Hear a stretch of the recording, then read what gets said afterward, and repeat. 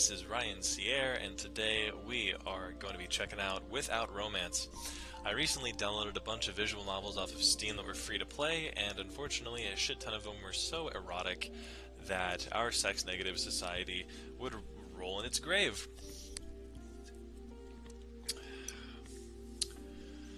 An outsider would likely not believe it. I can still barely believe it myself. If I wake up and realize this is all just a dream, I won't be surprised. A fairy tale. That's the only way I can describe it. I loved those stories as a kid, fantasizing about being one of the many princesses. And now here I sit, enjoying the view with Prince Charming by my side. Just like how the stories end. Except, love is not our happy ending. Is this music too loud for anyone else, or is it just me? I fear that if I lower the volume, I'm gonna listen back and it's just gonna be it's just gonna sound like my voice. So, troubling. We'll put it, put it underneath the O. Yeah, okay. Oh god. Ah, damn. She's like the geekiest too. That's so cute. Remember when being a geek meant something? I kind of like this one though, even though she doesn't have a fucking mouth or a face. She's lacking the rest of a face, but still has a mouth. There had once been a time I had dreams, a time I had dared to have hopes of my own life, to fly free and explore all the world had to offer. How childish I had been, to think I could escape, to become more than I was. Yet as a child my folly knew no bounds. My eyes had been glued to the pages of a solitary book. The vibrant colors faded from overuse. The shining white of castles turned to dull gray. I'd once asked my mother what it might be like to live in such a castle. She'd stopped, gently laid down her dishcloth, and turned to tell me a story. A realm of banquets, rooms aplenty, and best of all, the home of Prince Charming, a gallant gentleman, she'd said. Not that 9-year-old me knew what a gallant gentleman was.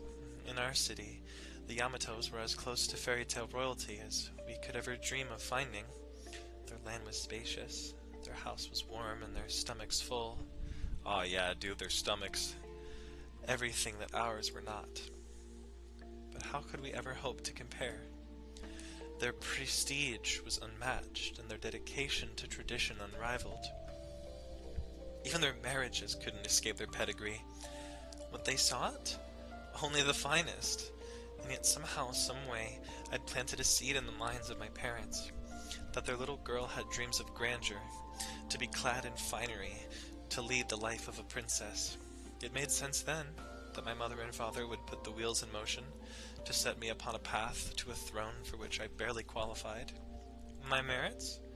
Simply that I was one of the most intelligent for my age. Oh, yep, there's that nerd aesthetic.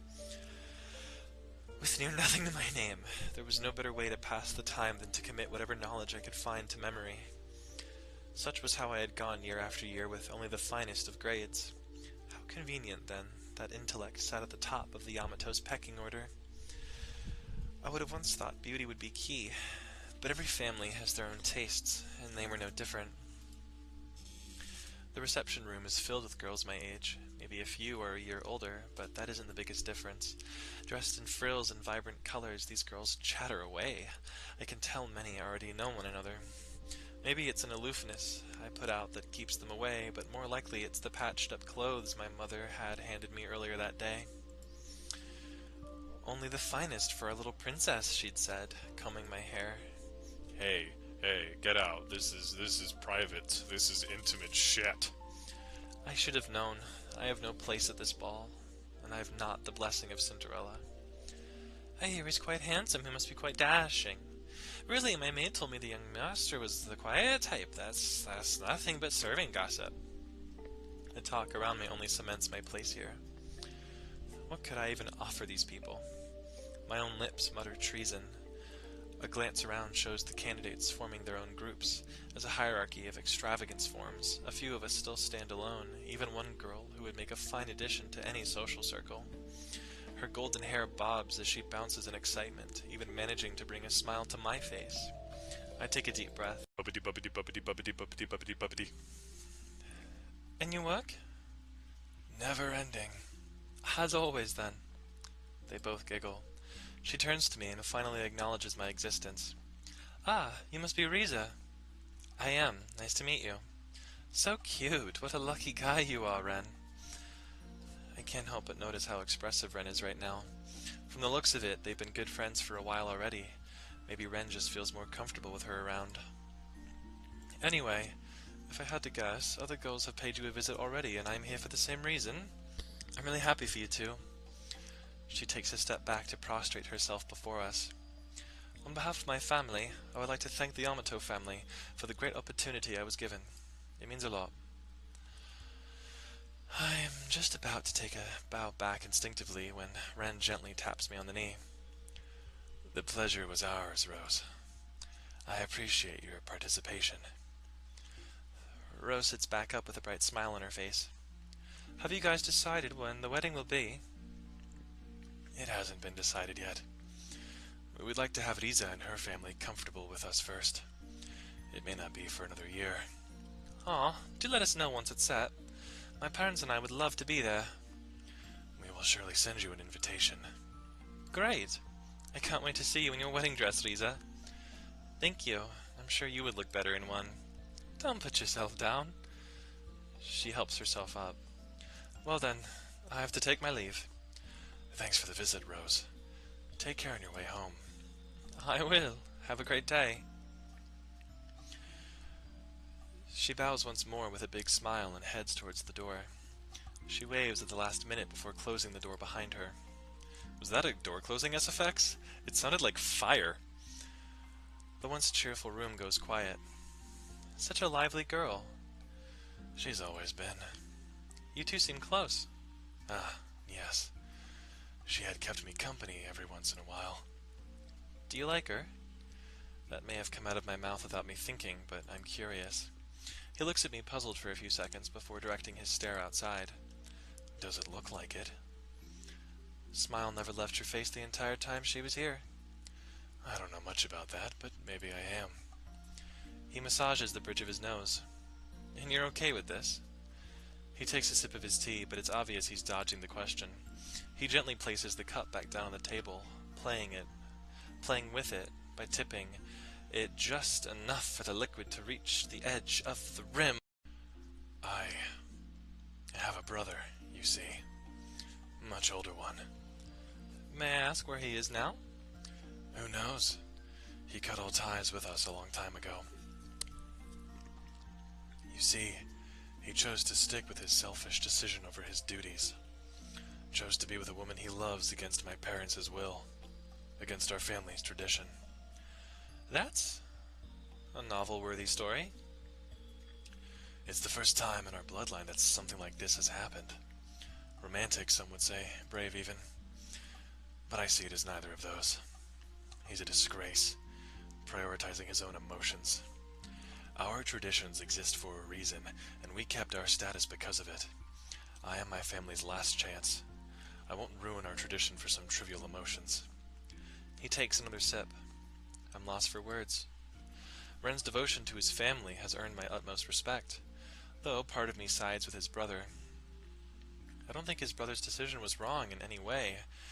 I've not experienced love yet myself, but that's not to say I don't understand it. The mere image of wanting to be with someone else warms my heart. It's beautiful. To be deprived of that because of your duties, that must be tough. As much as I would want to know that feeling firsthand, I'm not blessed with a person I feel so strongly towards. But Ren, he knows that feeling and chooses to keep it to himself. Something's just not right. Rose can give him something I probably will never be able to. I would be hurt to see him bereaved. I am. I insist. He lets a breeze out through his nose. I'll have her requested for another visit soon. Without much opposition from him, I get up and talk to Ruth to do just that.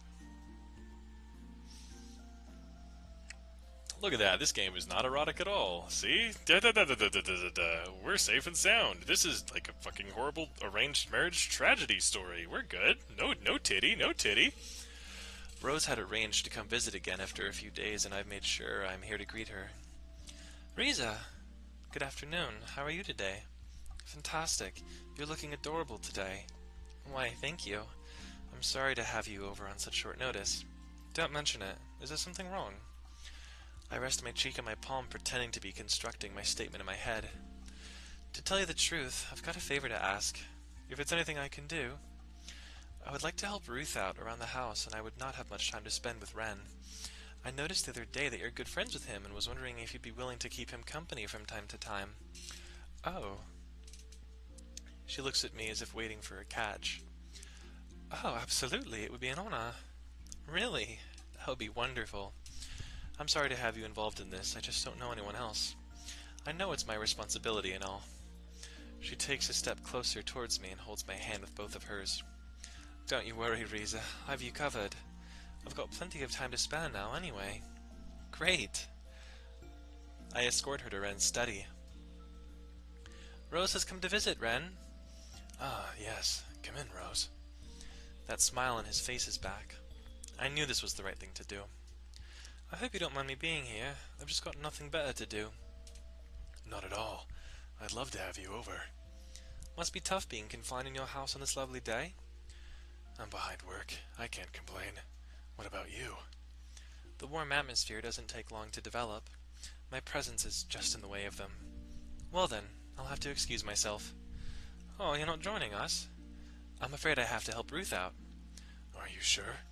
You don't have to. Ren, don't make this any harder than it has to be. I would like to be of any help to her. Alright then. Don't overexert yourself. I'll be sure not to. Please enjoy your time together. They continue where their conversation left off almost instantly. It's fun watching them chatter like kids left alone in a park. I take my exit, quietly, as to not interrupt them, and head next door where Ruth is. What the whoa, this... This is insane. This has such, like, Jurassic Park vibes. Hello? Madame Riza? I stop her just as she's about to stand and bow. It's fine, don't be considerate of me. I can't do that, madame. I know, I'm just not used to being catered to. Perhaps you can make an exception? Understood, madame. I would prefer being called by my name instead, but that might be too much to ask right away. At least she agrees not to lower her head every time she greets me. I'd say that that's progress. Is there anything I can help you with? I have everything under control, madame. I see. I am here if you happen to need a hand. I'd be happy to help, I insist. She keeps up her professional demeanor, but her slight body movement tells me she's still hesitant to give me anything to do. Well, can I at least take a seat here until you need me? By all means, madame. Please make yourself comfortable. I nod and take a seat on her small couch as she goes back to work. The room is surrounded by bookshelves, housing a variety of books. Each looks more complicated than the last. Does she read all these? Are these for work? Records? Are you sure about this, Madame Risa? About what? Having Rose over for young Master Ren. I'm sure you've caught how he feels about her. You think Ren will change his mind? Master Ren would not oppose his parents' pick. I'm afraid it is you who might change your mind, madame. When that happens, the Yamato would pick the next in line in the selection. That person happens to be the one Master Ren is with right now. So Rose is the second choice. It must have been a close match. I'm not sure why Ruth thinks I would change my mind, however. Is that so? I can tell you I don't plan to change my mind at all. I'm just letting them spend time with each other. Understood. Are you sure you don't need my help with anything right now? I'm just organizing young Master... Rose starts coming over almost every day, leaving just before afternoon ends. Every day, without a fail. Each day she visits, it seems like they have new stories to share. It's amazing. Imagine if they spent every day like this, unending smiles and laughters. They look so cute together. They're almost made for each other. I wonder how Rose feels about Ren. She was a candidate, so I'm sure it has crossed her mind. I'm sure she was prepared to develop feelings for him, if she hasn't already. Something I didn't do. If it weren't for me. I shake the thought out of my head. In the next few days, no, few weeks, I've preoccupied my time with helping Ruth out, leaving Ren and Rose almost undisturbed. Because that's what we do. That's what we do as a good wife, right? Oh man, dude. This is the point of view of like women, like married women in like the Middle Ages, right? Where it was like of royalty, where they had to watch their husband fuck his mistress. Frantic footsteps ring down the hallway, their owner flying from one room to the next. Why don't you play your warframe in my ass? A quick glance at her wrist brings a subtle frown to her face. Ruth? Ren's attendant turns to face me, her worry dissipating in the blink of an eye. If I hadn't just seen it for myself, I would never have guessed anything was wrong. Oh, Riza, how good to see you. You've caught me at a difficult time. You didn't happen to pass Sir Ren on your way in, did you? I shake my head. What's the matter? If there's something I can do... Oh, fuck. Oh, fuck. Oh. A moment of hesitation and another glance at her watch is all it takes. If you want to be so kind, it's not terribly pressing, only some papers to be signed, but I have my own schedule to keep. Shall I find him for you? Relief wells in Ruth's eyes, but never cracks her composed visage.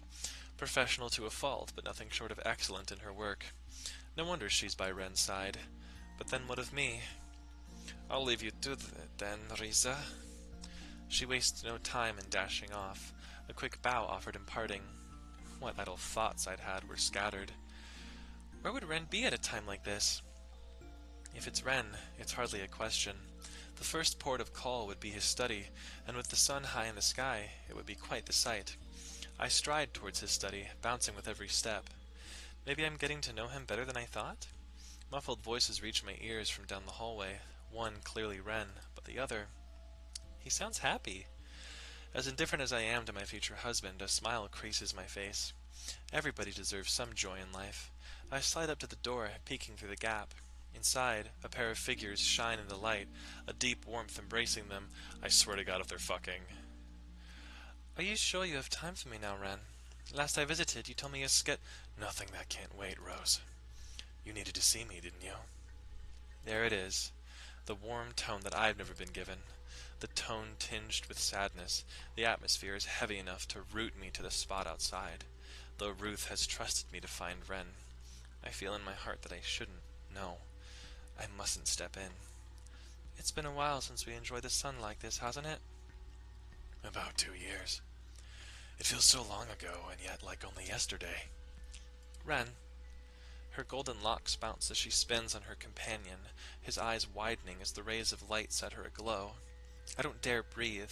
The deathly silence that hangs in the air as she calls his name smothers all. Are you happy like this?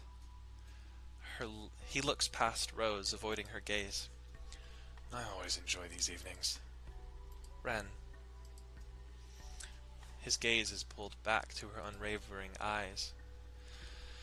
How many more evenings like this might we have, as things are? It won't last forever. Rose steps closer. I'm happy for you, Ren. You found somebody who can share your burden. Rose, does she make you happy? Ren's gaze drops. She's what's best for the Yamato family. What I desire doesn't matter. I won't become my brother. Don't talk like that. Rose snaps back at him, his gaze shooting back to meet hers. You might not think there's more to life than your family, Ren, but don't sacrifice yourself. Then what am I supposed to do? You don't know what it's like, having your older brother walk out on you. To hear his decision to elope, as he looks you dead in the eye. For the first time in my life, I hear Ren raise his voice and flinch. Yet the girl before him stands strong, taking on his rage. Okay. So quick premise here. Quick little synopsis. Basically, this dude over here, Ren, He's clearly trying to just get married to prolong having kids and shit. And this girl thought that it would be cool to marry a dude, excuse me, my word, high up on the sort of, socioeconomic ladder. And um, she, however, is a lot like the blonde girl that Ren likes, Rose, because she feels like that Ren's brother wasn't actually that bad, and is now trying, at least from what I can tell, to like get Ren to like Rose and have them like buddy buddy, to such a degree that like Ren just snaps and wants to be with Rose because she no longer wants to be with Ren, and just wants to kind of go back to her life. At least this is how it's happening in the first part of this game, anyway. Holy shit, was this game so much heavier than I had anticipated. Oh my god. Oh my god. What a lovely sad game to play at 1 in the morning, am I right? Um, Without further ado, let's see though if her plan to break her and him up over time works, or obviously, as this stuff generally goes, if it's like futile hijinks. This has been Ryan Sierra. I am playing the visual novel without romance. Love ya. Love ya. Man, hey man, hey man, hey man, hey man. Thanks for checking out Plants Visual vs. novel. Zombies. Hey, Thank hey, you. it's a visual novel. Thank you. Nipples, And nipples.